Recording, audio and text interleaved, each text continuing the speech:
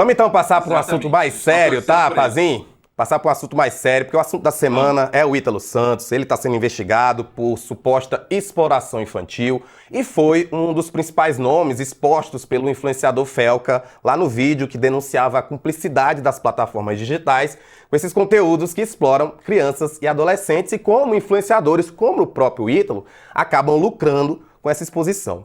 Nesta quarta, ele apareceu em um vídeo recebendo uma oração de uma pastora em uma igreja evangélica. Segundo a Fábio Oliveira, que é aqui do Metrópolis, o Ítalo estaria em Igaratá, que é no interior de São Paulo, depois da casa dele ter sido alvo de busca e apreensão também na quarta. Vamos ver o momento, eu já converso contigo sobre esse momento. Tá. Vamos colocar, pessoal? Isso, obrigado. Mas em tão pouco tempo, nunca ninguém mudou tanto a minha vida como Deus fez a minha vida. Eu já entendi por tanta gente, já fui chamada de tanta coisa nessa internet. E eu não me vitem nisso não, viu? Vocês veem aqui eu pedindo um minuto. Você tem um minuto para ser pensa para a vida da pessoa. Não para se vitimizar. Mas eu vou dizer, uma pessoa que entrou na minha peleja, na minha guerra, como você, meu filho, debaixo do seu mas há um mês atrás ele ligou para mim de madrugada e disse, pastora, tá fazendo o quê? Em um vento que eu passei. Venha para aqui agora. Nenhum crente ligou para mim. Nenhum pastor ligou para mim. Sabe o que eu digo para minhas ovelhas muito do meu ministério? Ele para mim foi mais crente do que muito de vocês. Porque eu ajudo a todos vocês. Mas vocês não ligaram para mim para perguntar o que eu estava precisando. Mas ele ligou e disse, vem aqui, pastora. E é isso que a gente quer ver, na hora que a gente precisa, quem entra na guerra da gente. Lucas, eu acho que você e também como eu, não temos advogado para comentar sobre esse vídeo. A gente vai acabar falando que não deve. Então eu vou seguir em frente falando que o Ítalo se manifestou pela primeira vez desde que ele passou a ser investigado por essa suposta exploração de menores nesses vídeos que ele publica lá nas redes sociais. Ele afirmou nessa declaração que ele não tentou obstruir as investigações e também negou qualquer tipo de exploração de crianças ou de adolescentes. A nossa repórter Letícia Perdigão, ela fez um vídeo explicando sobre esse pronunciamento do Ítalo e a gente vai saber agora. O influenciador digital Ítalo Santos se pronunciou pela primeira vez desde que passou a ser investigado por suposta exploração de menores em conteúdos publicados nas redes sociais. Ele negou as acusações e afirmou que não tentou obstruir as investigações. O caso ganhou repercussão nacional após o influenciador Felca divulgar um vídeo com denúncias sobre festas e conteúdos envolvendo adolescentes, o que levou o Ministério Público da Paraíba a solicitar medidas judiciais contra Ítalo. Em nota enviada à imprensa, o influenciador disse que todo o material com menores foi gravado com autorização e acompanhamento dos responsáveis e que sempre esteve à disposição das autoridades.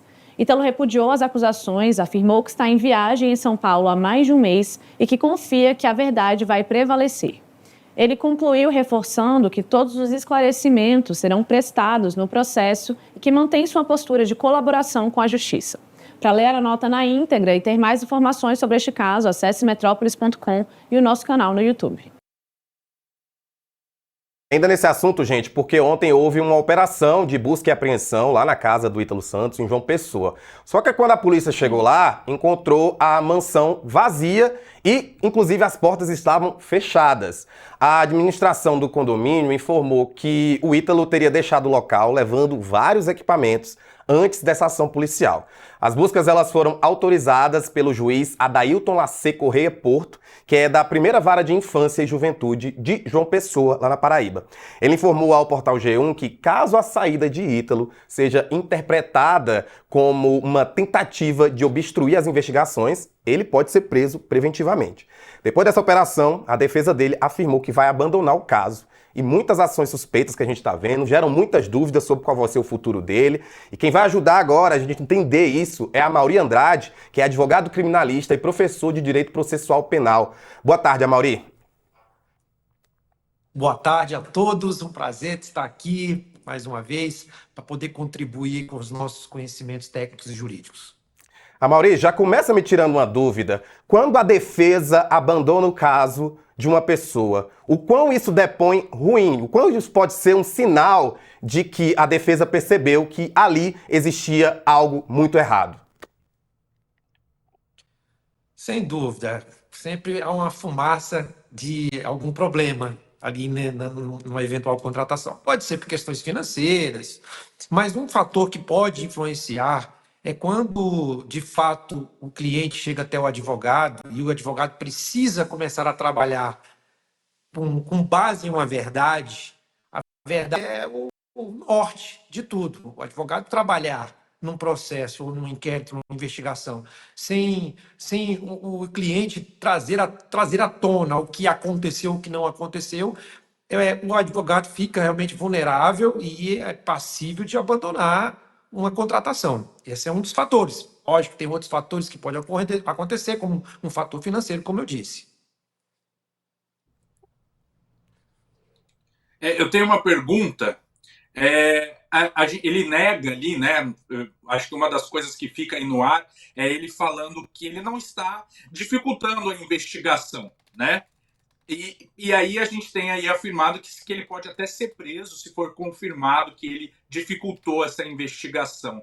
Queria que o senhor falasse um pouco sobre esse processo aí, o que vai poder dizer se realmente ele dificultou, porque assim, para a gente que está só recebendo as informações, parece sim que a partir do momento que ele abandonou essa casa, que ele levou uns equipamentos e tudo mais, que ele está dificultando sim a investigação, né?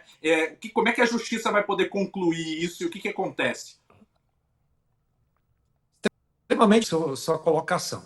Veja bem, para alguém ser preso preventivamente ou sofrer restrições, que chama-se medidas cautelares, requisitos precisam estar presentes. Mas basicamente, lá no Código de Processo Penal, no artigo 312 e artigo 282, basicamente os requisitos necessários são aqueles em que o sujeito pode ser preso ou ter sua vida privada cautelarmente, né, restringida quando ele queira atrapalhar as investigações. Esse é um requisito.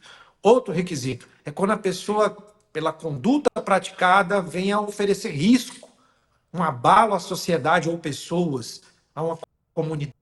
E um outro requisito também que se demonstra pelo preceito legal é a possibilidade daquela pessoa fugir. Se tiver alguns desses três indícios, desses três requisitos presentes, a pessoa pode ser presa preventivamente ou sofrer restrições com a imposição de medidas cautelares, como, por exemplo, não poder viajar para outro lugar do Brasil, do país, né, fora do país, ou viajar para outro estado, enfim, restrições essas que possam assegurar a tranquilidade das investigações e, consequentemente, ter a possibilidade do processo ou inquérito fluir de forma mais livre, mais bem elaborada. Doutor Amaury, outra dúvida que eu tenho, na verdade até para explicar para o pessoal que está em casa entender melhor, que eu queria que o senhor explicasse qual é o crime que ele está sendo investigado, o que é exploração de menores e qual é a pena caso ele venha a ser condenado.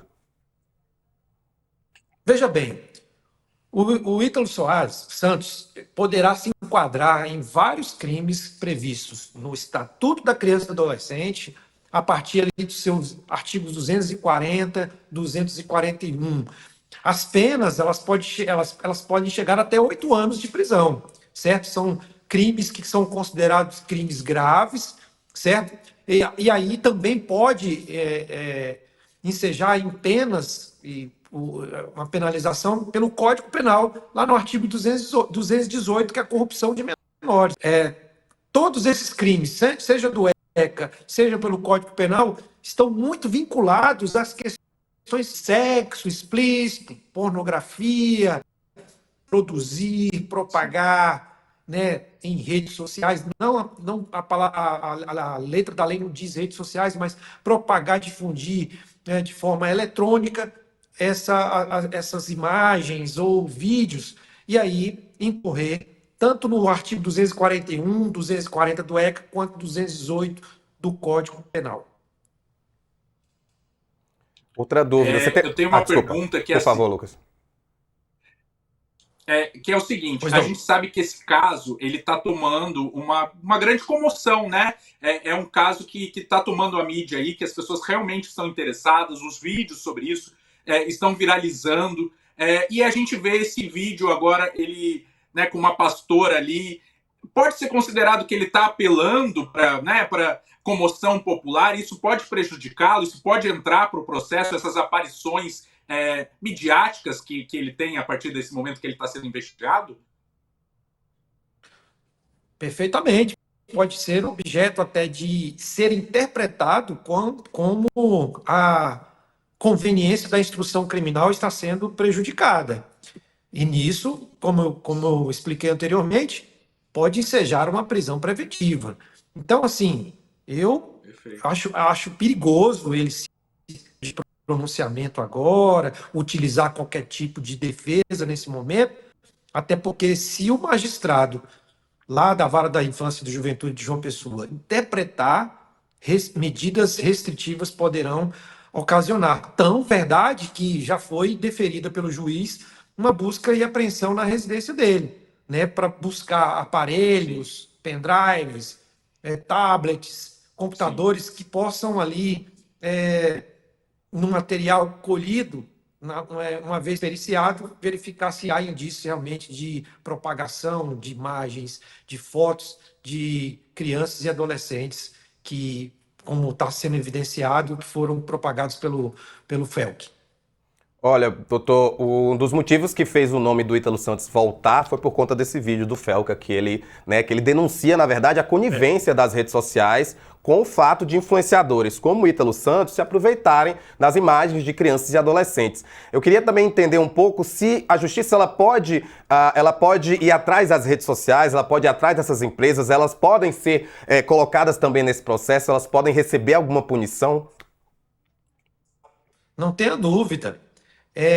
Ainda está sendo discutido no Congresso, né, depois até que foi propagado esse caso no INCI, o Congresso reativou alguns projetos de lei que justamente viabiliza a punição para empresas que não filtram essas publicidades, né, e acabam propagando, né, imagens e figuras de exploração sexual e pornografia infantil, né.